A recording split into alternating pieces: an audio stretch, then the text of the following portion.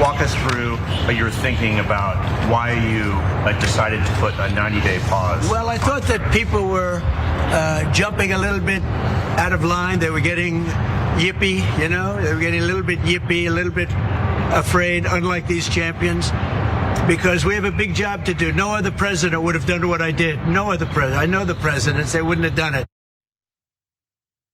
Yippy. You're talking about yippy. I mean, that's Donald Trump. Maybe the yippiest, most complaining president of all time. But nonetheless, the yippers have gotten their way because the president announced today that he is implementing a 90-day pause on reciprocal tariffs that he had implemented against countries. And he says the only country that is an exception to this 90-day pause, of course, is China. So the astronomical tariffs on Chinese goods being imported to the United States remain. And so far, the leadership in China has given us no indication that they plan to cave to the pressures coming from the Trump administration. But nonetheless, all of those other astronomical reciprocal tariffs that Trump had announced during Liberation Day will be paused for 90 days. Instead, he is going to go forward with the baseline 10% tariffs on our trade partners. And he's encouraging these negotiations or renegotiations on trade deals to continue. Now, I want to be clear, anyone who thinks they know what's going to happen in the future as it pertains to these tariffs is lying to you, because no one really knows what is ultimately going to happen. For me, I feel that it's pretty clear at this point that what Trump is trying to do is just renegotiate trade deals. And I think in some cases that makes a lot of sense. I actually don't think those astronomical tariffs on other trade partners are really going to be the end result of his tariff policies. However, I do think he means business when it comes to China. And if you notice, there was a dip in the bond market, and there's some suspicion that what led to that dip is China essentially selling off American bonds in order to bolster their economy as this trade war continues. But again, when it comes to the other countries, they will now be facing a baseline 10% tariff as opposed to that baseline 10% tariff, in addition to those other astronomical tariffs that he had slapped on. Now, we don't know what the end result will be, but White House Press Secretary Karoline Leavitt thinks that everyone who panicked, just doesn't get it. Many of you in the media clearly missed the art of the deal. You clearly failed to see what President Trump is doing here. You tried to say that the rest of the world would be moved closer to China when in fact we've seen the opposite effect. The entire world is calling the United States of America, not China, because they need our markets, they need our consumers, and they need this president in the Oval Office to talk to them. You know what? Karoline Leavitt is correct, okay? All you media folks who have been criticizing the Trump administration, you just don't get it. Yeah, sure. It is true that you had various Trump administration officials saying conflicting things at any given moment. Simultaneously, by the way. You've got Howard Lutnick saying, this is all about bringing jobs back to the United States, which will then be employed by robots. Then you have, Scott Bessent, the Treasury Secretary, who clearly does not like these tariffs at all, telling the American people this is just an effort to renegotiate trade deals. You have Donald Trump saying anything at any given time, right? So the conflicting messages may have confused you, but let's just keep it real. It's not about being confused. It's about just failing to understand the art of the deal. Okay. When you get conflicting messages from the same administration, obviously that is going to lead to some panic because people are uncertain about what the future holds when it comes to these tariffs, whether Trump is actually going to go through with the astronomical percentages that he had slapped onto various trade partners. So again, we'll see what happens. But I do find it interesting how so far the administration's messaging after Trump reversed course on those tariffs, or at least implemented a pause of 90 days on those tariffs, is it's your fault. Media and the American people, stop your yipping. Now, the markets, by the way, did react to the news the way you would expect. Dave Portnoy in a very celebratory mood today. I want to show you a screenshot of something he posted on X. I'm up $8.2 million today. Where are all the people in my mentions now? It was like dancing around.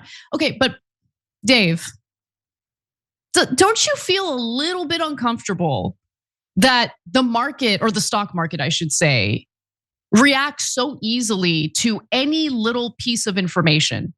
That you might be up $8.2 million today, but depending on what Trump says tomorrow, you could be down another $20 million. Like, that's the thing that I think people should kind of learn from this whole experience, right? For me, this bolsters why I love Social Security so much, even though I'm paying into it and I haven't received a dime of Social Security yet. Because this is a universal government program meant to provide fixed income to our country's elderly people and disabled people, by the way. And it's not tied to the stock market. It isn't tied to these like insane risks. And I just can't stand how the market goes up or goes down depending on the smallest update to what the Trump administration claims they're gonna do. And we don't know if they're actually gonna go through with these processes or with these policies. But anyway, the market is up for now. And others are celebrating too. So Trump, in fact, is bragging about how he has led a record stock market recovery today as he's speaking to some of his buddies, some of his allies. Take a look at this. You got the market seeing your brilliance. Yeah, that's up almost 7 points. 2,500 points. Nobody's ever heard of it. It's going to be a record. Amazing. Yeah. You make an announcement the next day. Yes, sir. Smart. I mean, you just gotta laugh. Market's up 2,500 points. Nobody's ever seen anything like it. And then, of course, everyone surrounding him is probably so relieved that he has decided to do this 90-day pause. They're like, oh, yes, Mr. President, you're a genius. Yes, Mr. President, you broke the stock market for some time, but then you fixed it, so you're a genius. You're a genius. Okay. Anyway, I want to emphasize something, though, because the stock market obviously is easily impacted by news, right? Anything that's happening in the news. It could be a simple announcement from the Trump administration. It could be suspicion that the Trump administration isn't actually going to go through with some of his policies.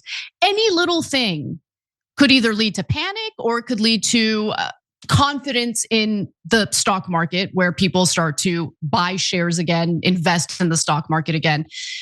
Again, it's super flimsy, okay? But it's not the real economy.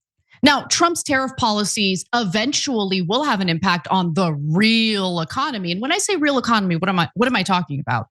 Well, if tariffs are going to cut into the profit margins for US-based companies, they're going to look to other areas for cost saving. And one of the things they might do is lay workers off. They might stop investing in their companies, just kind of hold off on spending money. And of course, that will have a ripple effect in the real economy. And obviously, that's going to impact American workers, at least in the short term, right? So the argument that you'll hear from Trump supporters and the Trump administration is, look, there might be some short-term pain, but the long-term idea is to bring manufacturing jobs back to the United States. So theoretically, that could happen. But there's already been some indication that companies have been resistant to that. And the fact that Trump keeps going back and forth is not inspiring much confidence to bring manufacturing back to the United States, because no one really believes him. So look, we'll see how this all plays out. We don't know what happens after those 90 days. What I can say is, remember, we've got a midterm election coming up. And if he keeps doing this, pushing these tariffs back, well, then there's going to be additional pressure toward Donald Trump from Republican members of Congress to stop doing this, because it's going to hurt their chances of getting reelected. To which I say, I mean, I guess have at it, Trump. If this is what you want to do, have at it. But in 90 days, will he actually go through with making these insanely high tariffs on our trade partners or goods produced by our trade partners that are then imported to the United States? Is he going to go through with the tariffs that will impact those products? Who knows? But the threat of those tariffs, he believed, would bring various trade partners to the table to renegotiate deals. He claims that 70 different countries are currently renegotiating trade deals with the United States. I want to see a little more evidence before I believe that. I'm not going to take it at face value. I do believe some countries have reached out to the Trump administration, countries like Japan, for instance, looking to renegotiate deals. Europe would like to renegotiate trade before actually implementing retaliatory tariffs against the United States, which I'm very happy to hear about. So again, we'll see what happens. But do I actually think that he is going to go through with those high tariffs in 90 days? Probably not. I think he's serious about tariffs against China. And I think there's good reason to be skeptical of some of our, past trade deals with China and whether or not the US is getting a fair deal there. So with China, I think the trade war is on. I think it'll remain, but with other countries, it remains to be seen. Every time you ring the bell below, an angel gets his wings. Totally not true, but it does keep you updated on our live shows.